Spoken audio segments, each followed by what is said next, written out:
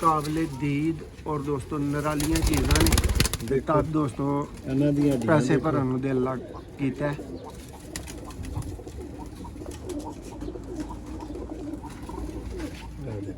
माशाअल्लाह ये क्लास पढ़ दिंदा है।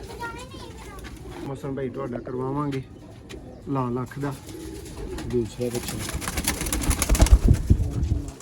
देखो जी।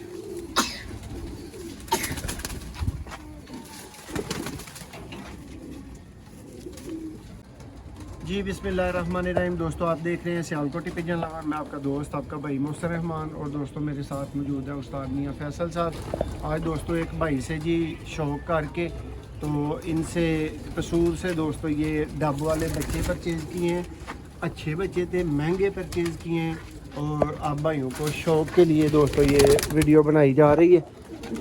ये इनके हमने चंद डब वाले पीस भी छोड़े हैं इसीलिए ताकि आपका अच्छा शौक़ हो सके और साथ में दोस्तों आपको बच्चे भी दिखाएंगे। दोस्तों बच्चे नॉट फॉर सेल है, हमने खुद के लिए ये परचेजिंग की है भाई से। बड़े कबूतर आपको ज़रूर दिखाएंगे, शौक़ करवाएंगे।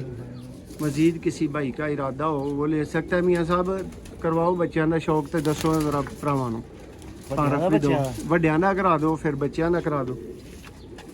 क्या मौसम भाई यार डब वाले कबूतर ने पियो ला रखे शौक करो।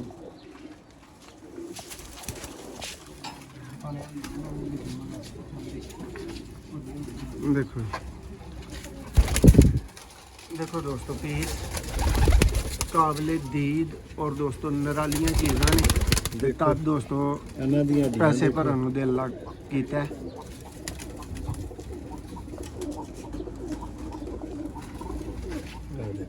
माशाअल्लाह ये क्लास पढ़ दिंदा है।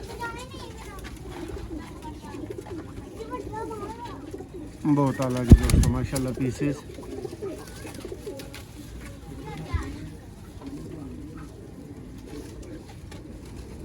देखो डी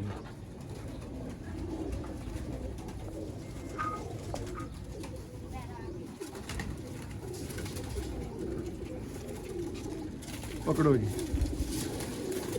लो दोस्तों तुहानूं बच्चों का पट्ठियां पट्ठियां का शौक करवाने लगे हैं। भाई की खास मुहब्बत नाल दोस्तों सानू ये बच्चों के तौर पर मिले ने, वरना वड्डे पट्ठियां पट्ठी हैं। देखो जी जी उस्ताद जी फड़ो।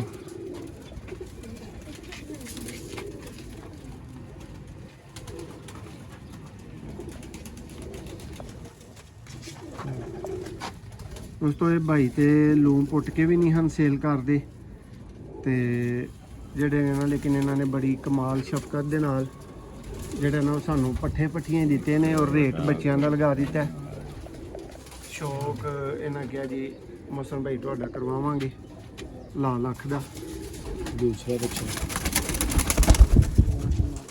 ਦੇਖੋ ਜੀ।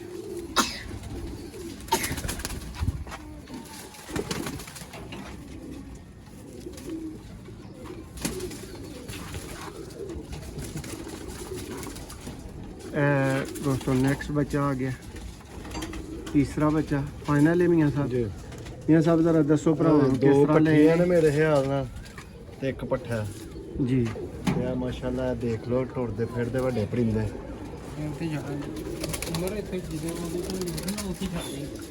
लो दोस्तों शौक कर लो एक दफ़ा, शौक करो माशाल्लाह। और दोस्तों ये मियाँ साहब जरा भाई हम दसो किस तरह पर ले ने और फार सेल नहीं ने। ए बच्चे अही ले ने 12,000 रुपये पर ते सेल वास्ते नहीं, उंज वीडियो बनाई है शौक वास्ते, शौक वास्ते प्योर ढाबा ले। लो जी दोस्तों ला लख दे शौकीन भरावां वास्ते यह वीडियो सी। उम्मीद करने हैं तुसीं पसंद करोगे। अगर वाकई पसंद आए तो दोस्तों वीडियो को लाइक शेयर ज़रूर कर दियो।